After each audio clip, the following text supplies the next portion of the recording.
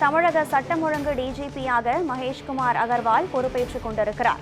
கூடுதல் விவரங்களுடன் இணைகிறார் செய்தியாளர் அன்பழகன். அன்பழகன், கூடுதல் விவரம் என்ன?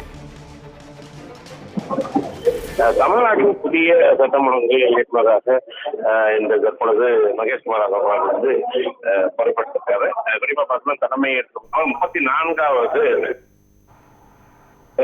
டிஜிபி அகர்வால் மகேஷ்குமார் அகர்வால் பற்றி பார்த்தோம்னா தமிழக காவல்துறையில இவர் சிறந்த ஊழல் பார்த்தோம்னா பஞ்சாப் மாநிலத்தில் பிறந்தவர்.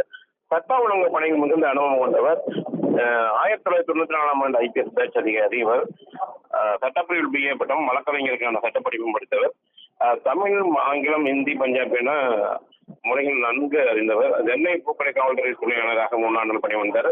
அதைத் தொடர்ந்து சென்னை போக்குவரத்து துணை ஆணையர், அதே போல தூத்துக்குடி எஸ்பியாக இருந்தவர். சிசிடிவி கேமராக்களை சென்னை நகரில் வடகரமாக சேர்த்தவர். அதே போல நைட் கிரைம் டு ஜீரோ என்ற திட்டத்தை காவல்துறையில் அறிமுகப்படுத்தியவர். அதே முக்கியமா பார்க்கணும்னா சேலம் ரயில் கொள்ளை வழக்கு உள்ளிட்ட முக்கிய வழக்குகளை கையாண்டவர். அதே போல மெக்கச்சேர்மனுக்காக முதலமைச்சரினுடைய பதக்கம் கொண்டவர் தற்பொழுது பொறுப்பெடுத்திருக்காரு.